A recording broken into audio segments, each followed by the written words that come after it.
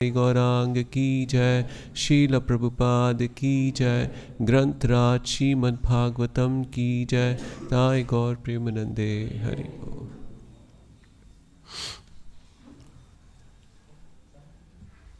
ओम नमो भगवते वासुदेवाय। ओम नमो भगवते वासुदेवाय। ओम नमो भगवते वासुदेवाय। हम श्रीमद् भागवतम प्रथम स्कंद अध्याय 7 श्लोक संख्या 49। सूत उवाच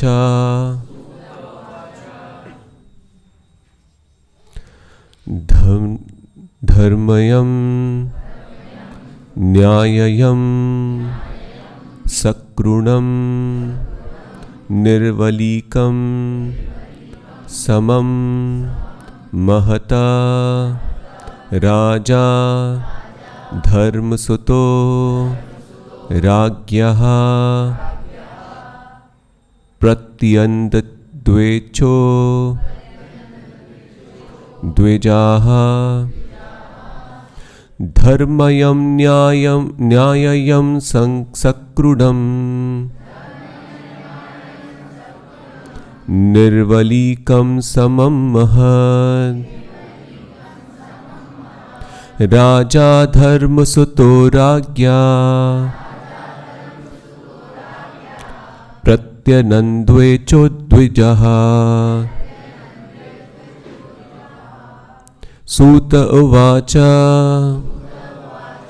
धर्मयं न्याय्यं सकृणं निर्वलीकं समं महत् राजा धर्मसुतो राज्ञा प्रत्यनन्द्वेचो द्विजः।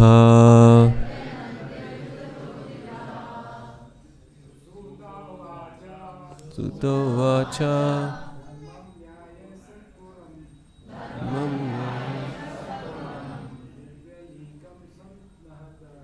निर्वलीकं समं महत्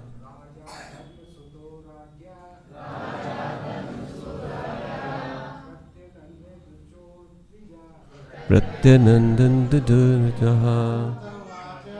सूत उवाच धर्मं न्यायं सकरुणं निर्वलीकं समं महत् राजा धर्मसुतो राज्ञा प्रत्यनन्दद्विजः द्विजा। धर्मं न्यायं सकरुणं निर्वलीकं समं महत् राजा धर्मसुतः राज्ञा प्रत्यनन्दद्विजः द्विजा। माता जी कोई क्या करना चाहिए? सूत उवाच धर्म्यं न्याय्यं सकरुणं निर्वलीकं समं महत् राजा धर्मसुतो राज्ञा प्रत्यनन्दद्विजो रथः। हाँ बोलिए। सूत उवाच धर्मयं न्याय्यं सकरुणं निर्वलीकं समं महत् राजा धर्मसुतो राज्ञा प्रत्यनन्दद्विजः। सूत उवाच सूत गोस्वामी ने कहा धर्मयं धर्म के नियमों के अनुसार न्याय्यं न्याय सकरुणम करुणा से पूर्ण, निर्वलीकम धर्म में द्वैत के बिना, समम समता, महत गौरवशाली, राजा राजा, धर्मसुतः पुत्र, राज्ञा महारानी द्वारा, प्रत्यनंदत अनुमोदित, वचः कथन, द्विजाः हे ब्राह्मणों। भावार्थ और तात्पर्य शिला प्रभुपाद जी के द्वारा। शिला प्रभुपाद की जय। सूत गोस्वामी ने कहा, हे ब्राह्मणों, राजा युधिष्ठिर ने रानी के वचनों का पूर्ण अनुमोदन किया, क्योंकि वे धर्म के नियमों के अनुसार न्यायोचित, गौरवशाली, दया तथा समता से पूर्ण एवं निष्कपट थे। मेरे साथ दोहराएं। सूत गोस्वामी ने कहा,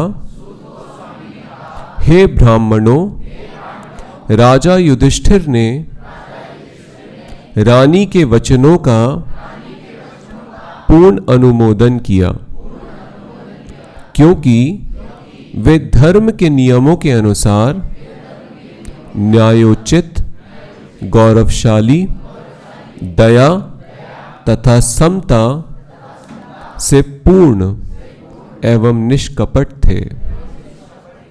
यहाँ राजा युधिष्ठिर रानी द्रौपदी के वचनों का पूर्ण अनुमोदन कर रहे हैं, क्योंकि द्रौपदी ने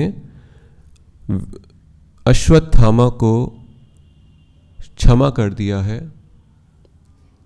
अश्वत्थामा ने द्रौपदी के 5 पुत्रों का निर्मम हत्या किया जब वो सो रहे थे, और फिर अर्जुन के साथ भगवान कृष्ण उनको लेके आते हैं और अर्जुन क्षमा कर देते हैं।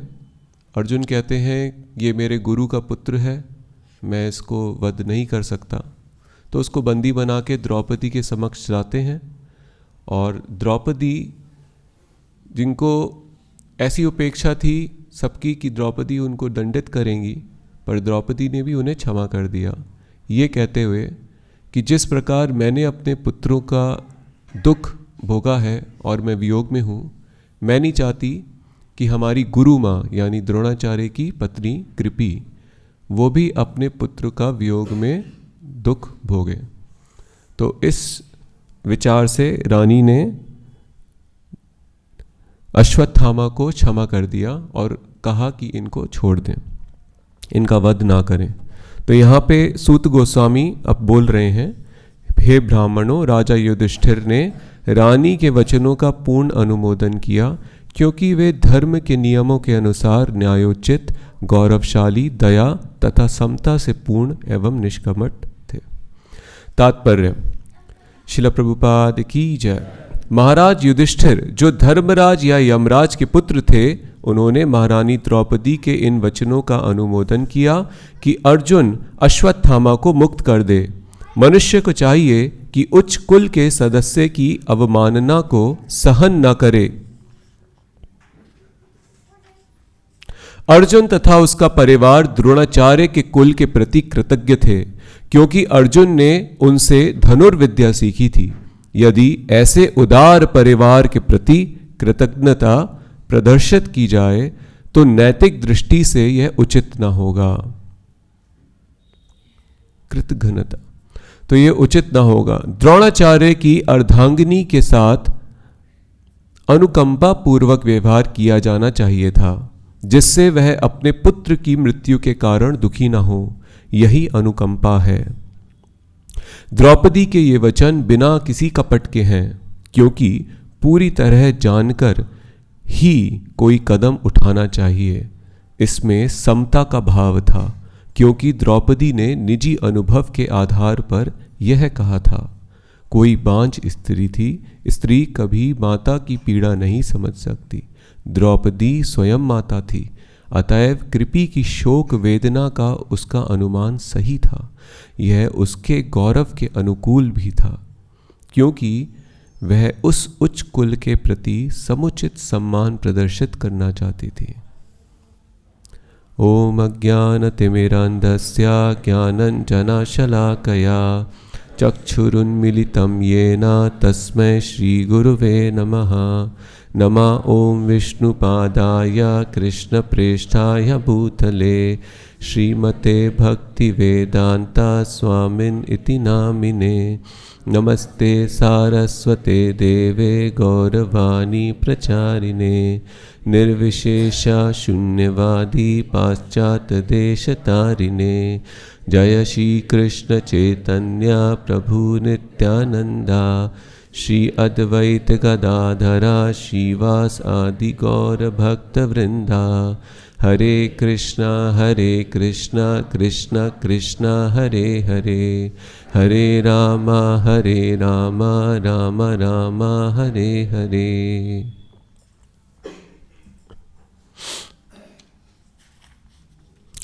बहुत ही सुंदर श्लोक है और यहाँ पे हमें भगवान के शुद्ध भक्तों के हृदय का भाव प्रकट होता दिख रहा है। भगवान तो करुणा के सागर हैं, पर भगवान के अन्य जो अवतार हैं उनके हर कार्य में करुणा ही है, परंतु दुष्टों का वो वध ही करते थे और उस वध करने में भी करुणा ही होती है। श्रील प्रभुपाद बताते हैं जैसे माता पिता अपने पुत्र पुत्री को किसी भी उनके गलत कार्य के लिए उन्हें जब दंड देते हैं तो बच्चों की अगर उनके साथ के जो मित्र हैं छोटे छोटे बच्चे बाकी और अन्य बच्चे अगर सोचें तो उनको लगेगा ये कितने क्रूर हैं। खुद उस पुत्र को या पुत्री को जिस पे उन्होंने दंड दिया है वो भी ऐसा ही सोचेंगे कि ये मेरे माता पिता क्या है, मेरे लिए बहुत क्रूर है। पर एक्चुअली में जो बड़े हैं जो समझदार हैं उन्हें पता है कि ये जो उनका कार्य है वो किस लिए है, उनके भले के लिए है, वो करुणा ही है।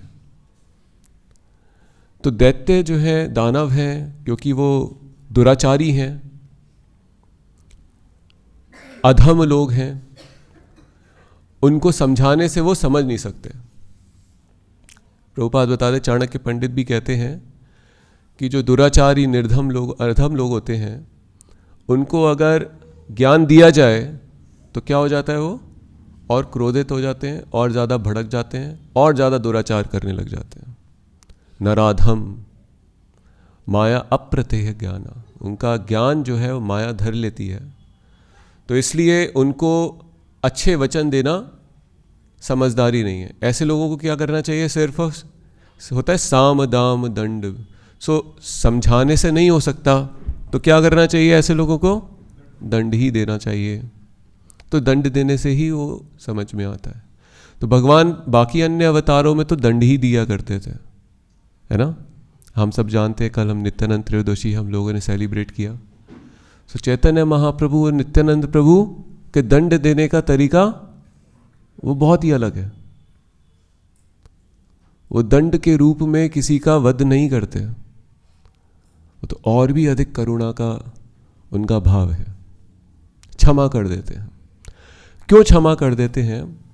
भगवान तो अपने प्रति कितने भी अपराध हों भगवान क्षमा कर देंगे, पर अपने भक्त के प्रति कोई भी अपराध को भगवान कभी क्षमा नहीं करते। ये रहस्य को बहुत अच्छे से समझ के अपने हृदय में रखना हमारे लिए बहुत ज़रूरी है, क्योंकि हम भक्ति के मार्ग पे हैं, भक्तों के बीच में रहते हैं, भक्तों का संग करते हैं। हमें पता होना चाहिए क्या ऐसा कार्य हो सकता है जो भगवान भी हमें क्षमा ना करें। तो कौन सा कार्य होता है? किसी अन्य भक्त के अपमान करना या अन्य भक्त के प्रति कोई अपराध करना। यहाँ तक कि अपराध तो बहुत आगे आता है, निंदा तक करने के लिए, भक्त के निंदा करने तक के लिए हमारे जो आचार्य हैं, जैसे वृंदावन दास ठाकुर हैं, उन्होंने जो ग्रंथ चैतन्य भागवत दिया है, या कृष्णदास कविराज गोसाई हैं जिन्होंने श्री चैतन्य चरितामृत दिया है, वो बताते हैं चैतन्य भागवत में तो हर अध्याय के अंत में और बीच में भी कई बार लीला का कथन करते करते वृंदावन दास ठाकुर कई बार ऐसा बोलते हैं कि जो ये ग्रंथ पढ़ने वाले श्रोता हैं उन सब से मेरा निवेदन है कि गौर हरि का कीर्तन, भगवान कृष्ण की भक्ति करें, पूर्ण रूप से करें या ना भी करें, पर वैष्णव की निंदा धोखे से भी ना करें, नष्ट हो जाएगा। हाथी माता, प्रभुपाद जी उदाहरण देते हैं, ये चैतन्य चरितामृता में उदाहरण आता है। हाथी जिस तरह से आपकी बनी बनाए सारे कार्य को क्या कर सकता है, फसल को नष्ट कर देता है, बगीचे को नष्ट कर देता है, आपकी बहुत सालों की मेहनत को नष्ट कर देता है। तो उस प्रकार भक्ति मार्ग पे हम भक्ति में आगे तो बढ़ रहे हैं, पर हम एक ऐसा कार्य जो पूरा हमारा भक्ति नष्ट कर सकता है, वापस जीरो पे ले आएगा। सो भगवान अपने भक्तों के प्रति किसी भी अपमान को, किसी भी निंदा को, किसी भी अपराध को क्षमा नहीं करते। और ये हम देख सकते हैं द्वापर में भगवान कृष्ण ने, क्योंकि उनके शुद्ध भक्त जो हैं पांडव हैं, द्रौपदी हैं, कुंती महारानी हैं, और इनके प्रति जिन्होंने भी जो जो अपराध किया, जो निंदा की, भगवान ने कभी उसको क्षमा नहीं किया। हर वो व्यक्ति जो द्रौपदी के अपमान में अट्टहास लगा रहा था, पांडवों के अपमान में और कुंती महारानी को कितने कष्ट दिए थे, भगवान ने उन सब का, उन्होंने शस्त्र भी नहीं उठाए, उन्होंने सिर्फ और सिर्फ एक सारथी बनते हुए अपने भक्त का मान सम्मान रखने के लिए, अपने भक्त की गाथा, उसके क्या भक्त के क्या हृदय है, ये पूरी लीला भी है जो चल रही है। भगवान ने ऐसा ये जो सीन क्रिएट किया है जहाँ पे अश्वत्थामा को दंड देना चाहिए, दंड तो भगवान स्वयं भी दे सकते हैं, भगवान स्वयं दंड दे सकते थे। सारे दुर्योधन और समस्त, भगवान ने कितने बड़े बड़े राक्षसों का वध किया, पर इस पूरी लीला में भगवान ने कहीं किसी का वध अपने हाथों से नहीं किया। क्यों? वो यहां पे अपने भक्तों का हृदय दर्शाना चाहते हैं, अपने भक्तों का हृदय दर्शाना। भगवान तो ठीक है, हम भगवान की ग्लोरीज तो जानते हैं, उनके भक्तों की क्या ग्लोरीज है वो भगवान यहां पे प्रदर्शित कर रहे हैं कि उनके भक्त कितने महान हैं। भगवान तो क्षमा करने के बिल्कुल भी मन नहीं रख रहे, पर यहां पे दिखा रहे हैं, भगवान दिखा रहे हैं, देखो मेरे इन भक्तों को, इनके अंदर कितनी क्षमा उनके हृदय में भरी हुई है। ये कभी किसी अपमान को, कभी किसी कोई इनको ठेस पहुंचाए, कष्ट दे, दुख दे, पीड़ा दे, संकट दे, रो लेंगे, दुख को सहन कर लेंगे, भगवान की ही कृपा समझ के सहन कर लेंगे। ये बहुत बड़ा दर्शन है ये श्रीमद् भागवतम के इस इन अध्यायों में। भक्त के जीवन में जो संकट आते हैं वो उनका क्या करते हैं, स्वागत करते हैं, कष्टों का स्वागत। उसी प्रकार जैसे हम सब बद्ध जीव सुख का स्वागत करते हैं, सुख के लिए हम भगवान से प्रार्थना करते हैं और इंतजार करते हैं कि कब हमारे जीवन में सुख आएंगे। जब सुख आते हैं तो हम उनको स्वागत करते हैं पूरे हृदय के साथ। बहुत समय से इसी का इंतजार था। हम यहां देखते हैं भगवान के जो शुद्ध भक्त हैं वो दुख को, संकट को, कष्ट का भी स्वागत करते हैं, क्योंकि भक्तों का ये मानना है और जो सत्य भी है कि संसार में चाहे वो सुख हो या दुख हो, दोनों एक ही समान। सुख भी दुख का ही रूप है, क्योंकि हमें सुख भोगना है, संसार में रहना है। संसार में रहना है, सुख भोगना है, तो सुख तो अकेला नहीं आता, साथ में क्या लाता है? दुख तो पहलू दूसरा है उसका। जो सुख स्वीकार करता है उसको दुख को स्वीकार। सुख भी क्या है एक्चुअली में? आप ऐसा नहीं रख सकते केवल सुख ही सुख लूंगा। अर्ध कुकुटी न्याय।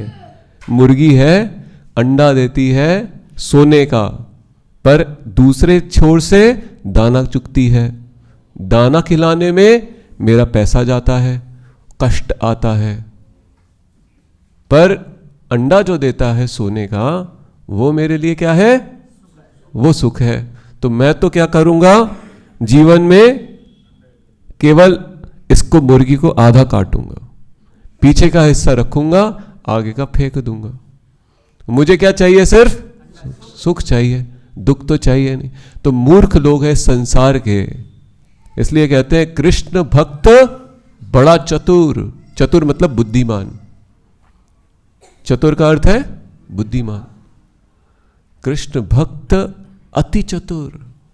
क्यों? उसको पता है ये जो सुख है ये एक्चुअल में क्या है? यही तो माया है, यही तो मूर्ख है, बना रहा है हमको। हम लोग सुख के लिए जीवन जीना चाहते हैं, सुख के लिए जन्म जन्म जीना चाहते हैं, संसार में रहना चाहते हैं, और हम मूर्ख हैं, हमें पता नहीं है ये सुख जो है वो ये भ्रमित करता है हमारी बुद्धि। यही तो दुख का कारण है। तो जो भगवान के भक्त हैं उनको भगवान की कृपा से उन्हें समझ है कि जो सुख है वो दुख से अधिक क्या है? कष्टकारी है। तो कष्ट का कारण बनते हैं। और इसीलिए भी क्योंकि सुख में ये ज्यादा हो सकता है कि हम भगवान को भूल जाएं। हमारे संसार में आने का कारण ही क्या है? भगवान को हम भूल गए। कृष्ण भूलिया जीव भोग वांछा करे। और वांछा हमने भोग की करी, भगवान को भूल गए, इसलिए निकटस्थ माया तारे झपटिया धरे। इसलिए माया ने हमें धर लिया। आ जाओ अभी संसार में, अब भोग करो। कितना भोग करोगे? मैं तुम्हें पूरे भोग की व्यवस्था करूंगी, और 84 योनियों में, लाख योनियों में अलग अलग प्रकार के भोग का आस्वादन कराऊंगी, और उसमें भी तृप्त ना हो तो दोबारा चक्कर खाना, और फिर भी तृप्त ना हो अनंत काल तक यहीं रहो, भोग विलास करो।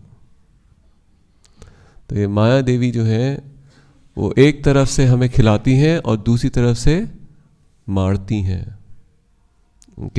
उनके हाथ में, दुर्गा के हाथ में त्रिशूल है। प्रभुपाद जी बताते हैं वो त्रिशूल क्या है? 3 ताप है, आदि भौतिक, आदि दैविक, आदि आत्मिक। तो भोग की वांछा कर रहे हैं हम, भगवान को भूल गए हैं। और सुख की वांछा, भोग मतलब सुख, इंद्रिय सुख। सुख का अर्थ क्या है? जो इंद्रियों से भोगते हैं वही तो सुख है। तो इंद्रिय भोग विलास करें, सुख करें, बस धर लिया माया ने। तो ये जो भगवान के शुद्ध भक्त हैं तो क्या कर रहे हैं? हम ध्यान देख रहे हैं, कष्टों को भी क्या करते हैं? सहन कर लेते हैं, उसको स्वीकार कर लेते हैं। और इससे भी, ये तो बहुत ही छोटा एक समझने के लिए हमने सुख और दुख का बताया, पर एक्चुअल में क्या होता है भक्त की मानसिकता? कि मेरे जीवन में वो, क्योंकि आध्यात्मिक स्तर, वो सांसारिक स्तर पे है ही नहीं, तो वो ये देखता है कि उसके जीवन में जो भगवान को जीवन समर्पित कर चुका है, तो अब जो जीवन में जो भी आए, चाहे वो दुख आए या सुख आए, वो हर अपने जीवन के हर एक वाक्य को भगवान का ही क्या समझता है? उनकी इच्छा। भगवान ने ऐसी इच्छा की है कि मैं जीवन में या तो इस वाक्य, चाहे वो सुख हो या दुख हो, इसको भोगूं। कि इच्छा किसकी है? भगवान की है। तो मैं उसको, ये मेरे लिए क्या है? प्रसाद है, मेरे लिए भगवान की कृपा है, कृपा के रूप में देखता है। और क्योंकि दुख के समय में भगवान के प्रति जो हमारा समर्पण है, भगवान के प्रति हमारा जो डिपेंडेंस है, हम वैसे तो क्या रहते हैं, स्वतंत्र रहते हैं, पर हमारी भगवान पे जो निर्भरता है, समर्पण है, वो अधिक बढ़ जाता है जब हमारे जीवन में कष्ट आते हैं। इसलिए जो और भी अधिक बुद्धिमान भक्त होते हैं वो भगवान के आगे प्रार्थना करते हैं जाके, क्या, भगवान कष्ट कितने भी दे देना, विस्मृति मत देना अपने नाम की और अपने लीलाओं की, अपने रूप की, अपने गुणों की, मतलब भगवान के गुणों की विस्मृति ना देना, भले ही कष्ट कितने भी दे देना। इसलिए बोलते हैं, भक्त बोलते हैं, भगवान नरक में भेज दो पर अपने नाम की विस्मृति ना होने देना। मैं सदैव आपका स्मरण करता रहूं, नाम जप करता रहूं, हरे कृष्णा कृष्णा कृष्णा हरे हरे, हरे राम राम राम हरे हरे। विस्मृति हो जाना भगवान की, ये बहुत बड़ा कष्ट होता है भक्त के लिए।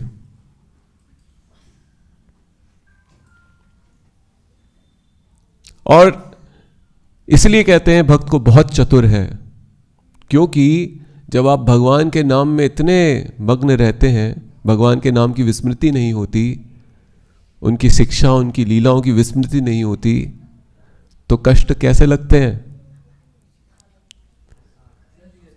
फूल के समान लगते हैं।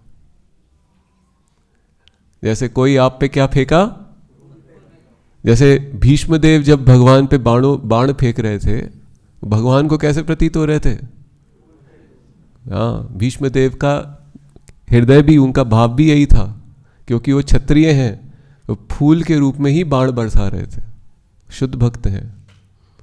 ये भक्त का मन समझना और भगवान का मन समझना, ये किसी सामान्य व्यक्ति के बस की बात नहीं है।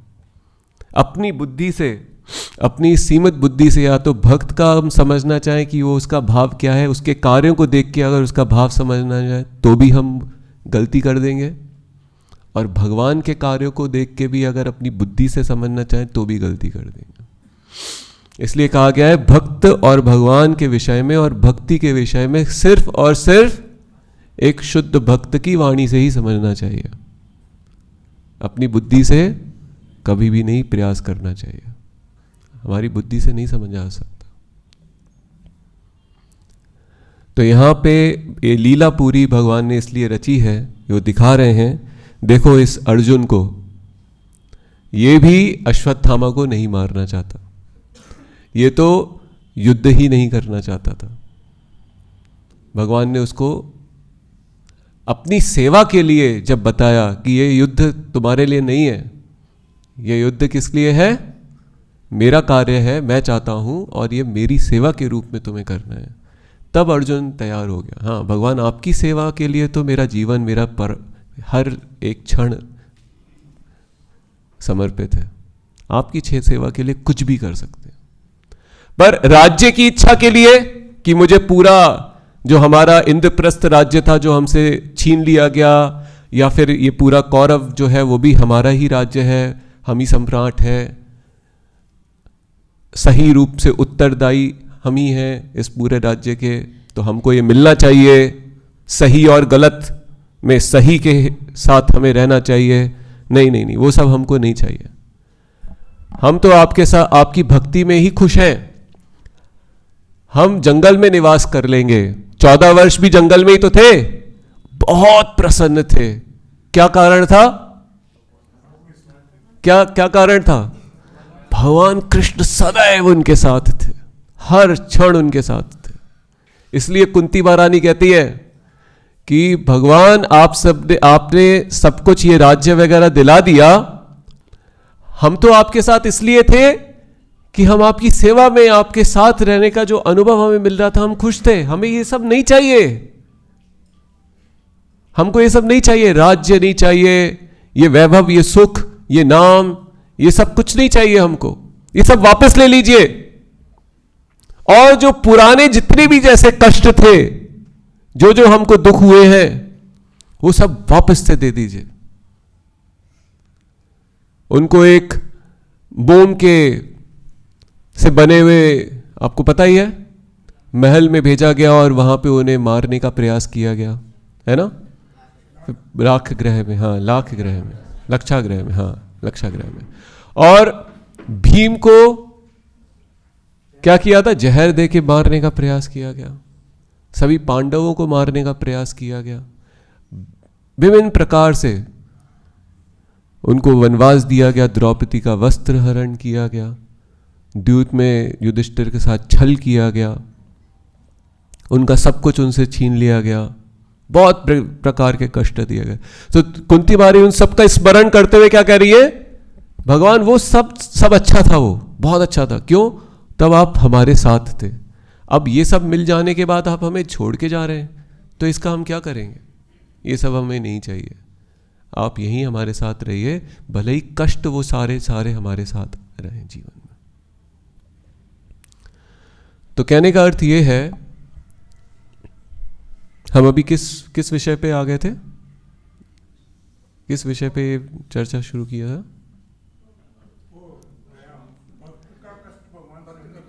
हाँ, वो तो उसके बाद आगे कुछ क्या विषय आ गया था, मैं भूल गया।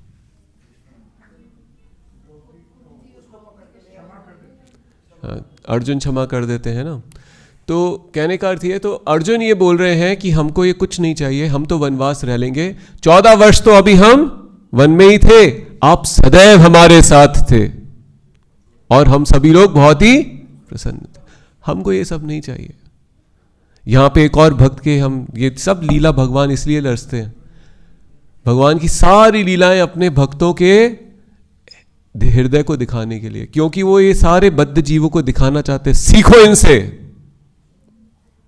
ऐसे बनो तो तुम मुझको प्राप्त कर सकते हो, तो तुम मेरे धाम में आ सकते हो। मेरे साथ जो रहने का जो अनुभव है, जो सुख है, जो आध्यात्मिक सुख है, उसका आनंद ले सकते हो। उसके लिए तुम्हें सांसारिक सुख का त्याग करना होगा। सांसारिक सुख में तुम्हारी जो आसक्ति है, समझना पड़ेगा तुम्हारी मूर्खता है। इसको तुच्छ समझते हुए इसका तिरस्कार करना होगा। उसके लिए तपस्या लेनी होगी। जिसके लिए आसक्ति होती है उसको छोड़ने में क्या लगती है, तपस्या लगती है। ऐसे वो तपस्या है नहीं, क्योंकि जब आपको भगवान की भक्ति में प्रेम आएगा, थोड़ा सा लगाव आएगा, तब आपको वही कार्य करने में वो जो तपस्या लगता था, अब आपको आनंद आएगा। तपस्या नाम की कोई चीज नहीं होती। जो आसक्त होते हैं सांसारिकता में, उनके लिए तपस्या ऐसी लगती है जब तक उनको भगवान से आसक्ति नहीं आ जाती है। नहीं तो तपस्या क्या है, कोई तपस्या नहीं है।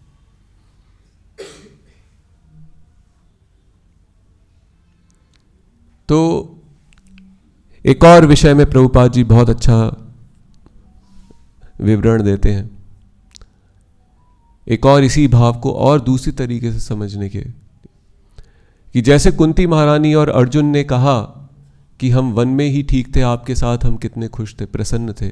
श्रील प्रभुपाद जी बताते हैं, हमें ऐसे पता लगता है, हमको और थोड़ा विचार करना चाहिए, भगवान सदैव पांडवों के साथ, कुंती के साथ, द्रौपदी के साथ सदैव थे, है ना।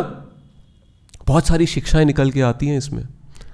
सदैव भगवान अपने इन भक्तों के साथ हमेशा थे। पर क्या कभी इन्होंने भगवान से बोला कि भगवान, आप हमारे साथ होते हुए भी हमको इतना कष्ट मिलता है, आप हमारे कष्ट क्यों नहीं ले लेते, हर लीजिए सारे कष्ट। उन्होंने कभी भगवान से ऐसी प्रार्थना करी? हम तो सदैव करते हैं। तो यहां पे शुद्ध भक्ति का भाव समझ में आता है। एक भक्त कभी भगवान से अपने कष्ट के लिए कभी नहीं प्रार्थना करता, भगवान हमें इस कष्ट से निकाल दो। बड़ी बहुत ही सूक्ष्म और बहुत ही बड़ा रहस्य है ये शुद्ध भक्ति के भावना का। कष्ट में क्या क्या हमें भगवान से मांगना है? कष्ट का निवारण नहीं। भगवान ये कष्ट तो अच्छे हैं, बस आपके नाम में रुचि आ जाए, बस आपसे हमारी आसक्ति आ जाए। ये कष्ट अच्छे हैं, ये हमको समझाते हैं कि ये संसार कितना खराब है, ये सांसारिक लोग, ये वैभव, ये जो भी पैसा या जो भी कुछ है, शोहरत, ये सब बहुत खराब है। ये हमको ये समझ आ जाता है। इस शरीर से जब कष्ट आता है तो ये हमें बोध हो जाता है, बुद्धि आ जाती है कि ये शरीर भी क्या है, इसके प्रति भी आसक्ति खराब है। क्या है ये शरीर?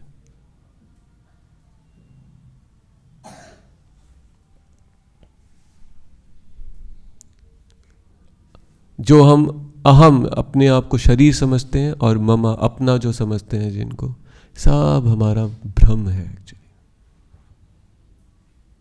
ब्रह्म में जीवन जीने वाला व्यक्ति मूर्ख है।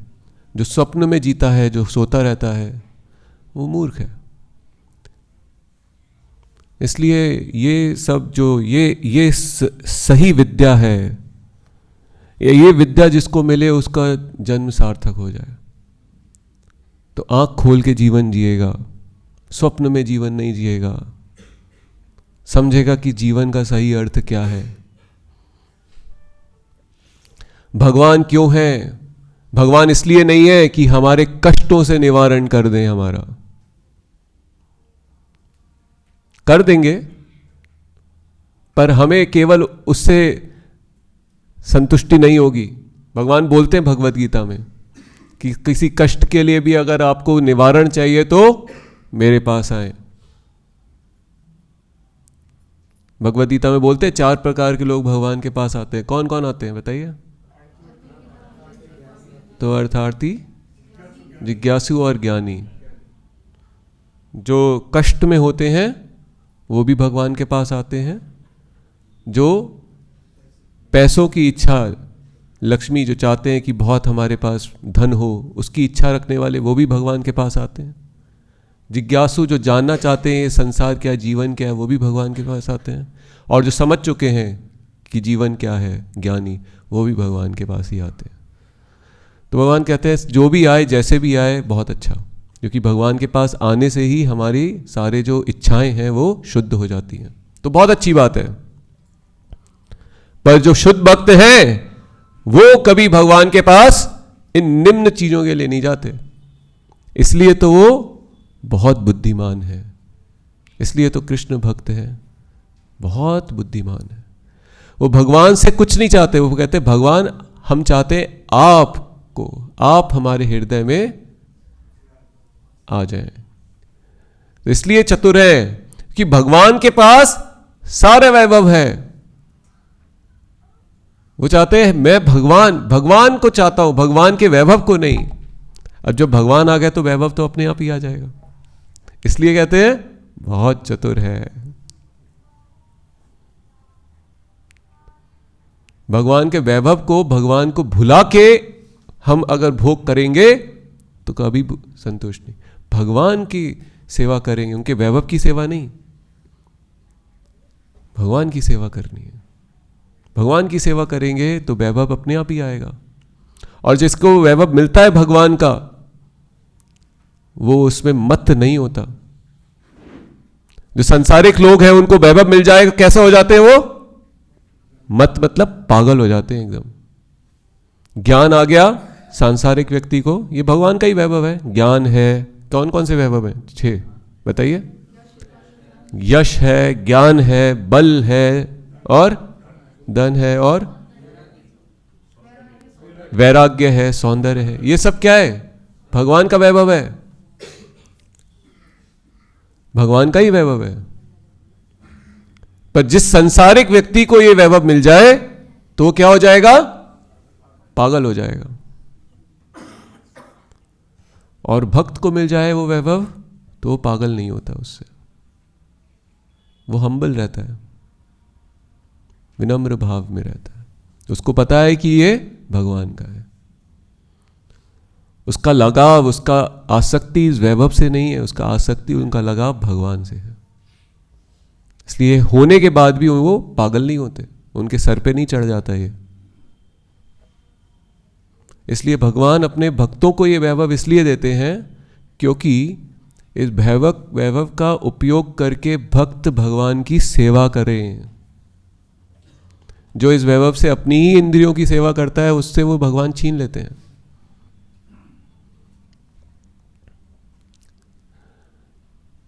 इसलिए भगवान ने इन पांडवों को चुना पूरे विश्व पे राज करने के लिए, क्योंकि प्रभु भगवान को पता है कि ये विश्व पे जब इनका शासन होगा तो जैसे ये राजा है वैसी ही प्रजा होगी।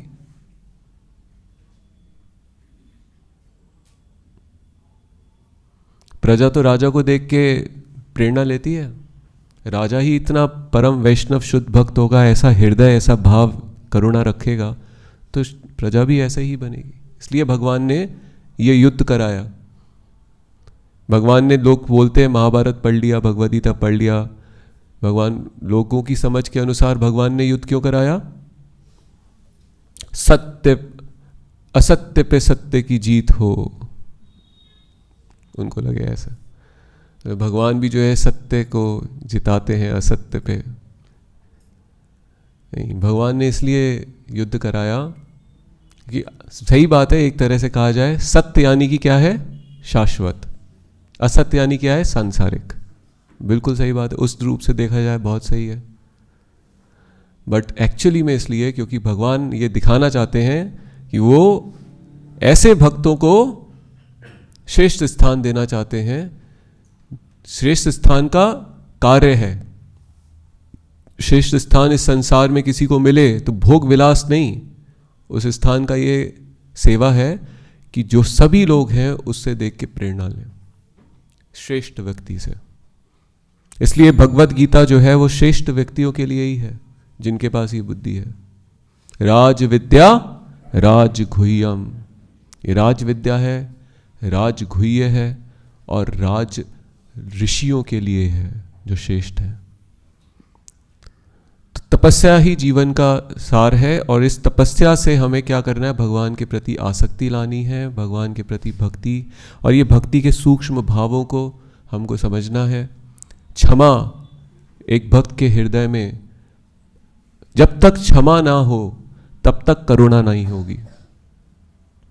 जब तक क्षमा ना हो, करुणा ना हो, तब तक वो भक्त प्रचार ही नहीं कर पाएगा। नित्यानंद प्रभु क्यों हर घर घर जाके प्रचार कर पाते थे? क्योंकि इनका हृदय क्या था?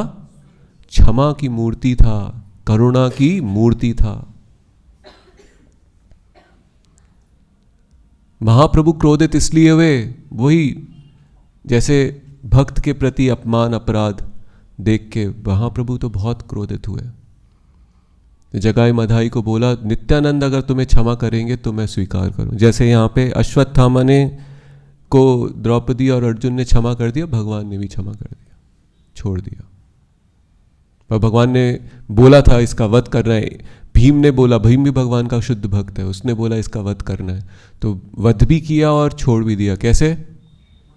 उसका जो मणि उसके लिए प्राण था, उसके प्राण था, वो प्राण उसके निकाल दिया। तो एक प्रकार से उसका वध ही जैसा हो गया। तो ऐसे ही नित्यानंद प्रभु की क्षमा से जगाई और मधाई और वैसे अनेक पापियों का उद्धार महाप्रभु ने कर दिया, क्योंकि नित्यानंद ने क्षमा कर दिया। तो भक्त अगर क्षमा ही नहीं करेगा तो उद्धार कैसे करेगा? कैसे प्रचार करेगा? कैसे करुणा करेगा? भक्त ही तो भगवान से ज़्यादा अधिक करुणा रखता है। यही तो यहाँ पे भगवान कृष्ण दिखा रहे हैं इस लीलाओं से। अगर हम सब भगवान की भक्ति कर रहे हैं, हमारे हृदय में ही अगर करुणा नहीं होगी और हमें ही कोई अगर कुछ बोल दे और हम क्रोधित हो जाएं और हम ही श्राप देने लग जाएं, हम बोले भाई तुमने हमें कष्ट दिया, हम भगवान का नाम जप करते हैं, भगवान तुम्हें देख लेंगे, देखना तुम्हारे जीवन में कितने कष्ट आएंगे, तुमने भक्त का हृदय उसको तोड़ा है। तो अगर हम ऐसे भाव रखेंगे और इस मानसिकता में, तो क्या भक्ति करेंगे? कैसे करुणा करेंगे? कैसे प्रचार करेंगे? तो नित्यानंद प्रभु हमारे स्वामी हैं और उनसे प्रेरणा लेनी है। उनके जितने भी शिष्य जो सेवक हैं जो आए उनके बाद, वो सब ऐसे ही भाव रखते हैं। वो तो नित्यानंद प्रभु से भी ज़्यादा अधिक करुणा रखते हैं। जैसे नित्यानंद जो है वो जगाई मधाई के घर जा जाके, ऐसे लोगों के घर जा जाके उनको पता है अपराध करेंगे, उनको पता है कि ये अपमान करेंगे, हमारा अहंग को ठेस पहुंचाएंगे, ऐसे शब्द बोलेंगे, ऐसे कार्य करेंगे जो हमको पीड़ा देंगे, पर वो उस पीड़ा को लेने के भाव से ही जा रहे हैं। हम पीड़ा ले लेंगे, इनका उद्धार करना है, इनके मुख से कृष्ण नाम का उच्चारण कराना है, गौर के नाम का उच्चारण कराना है। जो भजेगा गौरांगा वो है नित्यानंदेर प्राणा, जो भजेगा नित्यानंदा वो है गौर का प्राण। सो ये हमारा, हम लोग बहुत भाग्यशाली हैं, हम ऐसी गुरु परंपरा में आए हैं, ऐसे गुरुजनों के हम शरण में, ऐसे स्थान पे आए, भक्ति के ऐसे सूक्ष्म, ऐसे छोटे छोटे, इतने बारीक रहस्य का हम लेते हैं, समझते हैं। तो हमको इसको स्वीकार करना है और अपने अंदर ये परिवर्तन लाना है। ये द्वेष भावना, किसी के प्रति हीन भावना, संसार तो ऐसी चीज़ों से भरा हुआ है, जन्म के हिसाब से, क्षेत्र के हिसाब से, रंग के हिसाब से, योनि के हिसाब से हम किसी को दीन मानते हैं, हीन मानते हैं, उनके प्रति ऐसी भावना रखते हैं। ये चैतन्य महाप्रभु ने सब कुछ खत्म कर, बोले ये क्या मूर्खता है। सभी जीव, केवल मनुष्य नहीं, बाकी सभी योनियों में, चाहे पशु हो, पक्षी हो, हर जीव जो है उसको हमें भगवान की भक्ति में लगाना है। वो सब भगवान के ही अंश हैं, कोई भेद ही नहीं है, सबको भगवान की भक्ति में लगाना है, ये श्रेष्ठ मार्ग है। तो अब तक हमारे हृदय से ये सारी दुर्भावनाएं नहीं जाएंगी, और जो ऐसी भक्ति की, भक्त जैसी भावनाएं जब तक हृदय में नहीं आएंगी तो हम भक्ति प्राप्त नहीं कर पाएंगे, तब तक हमारे लिए भगवान के प्रति प्रेम नहीं आएगा हृदय में। तो हमारी प्रार्थना यही होनी चाहिए गुरु से, गौरांग से, नित्यानंद से, कि वो हम पे वो करुणा करें, हमारी दुर्भावनाएं हमारे हृदय से नष्ट हो जाएं। और इसीलिए उनका अवतार हुआ है। हमारे नित्यानंद प्रभु और चैतन्य महाप्रभु अवतरित इसलिए हुए हैं हमारे हृदय से इन सारी दुर्भावनाओं का विनाश करने के लिए। यही उनका परम करुणा कार्य है। ग्रंथराज श्रीमद् भागवतम की जय, शिल प्रभुपाद की जय, श्री निताय गौर प्रेमानंदे, हरि बोल।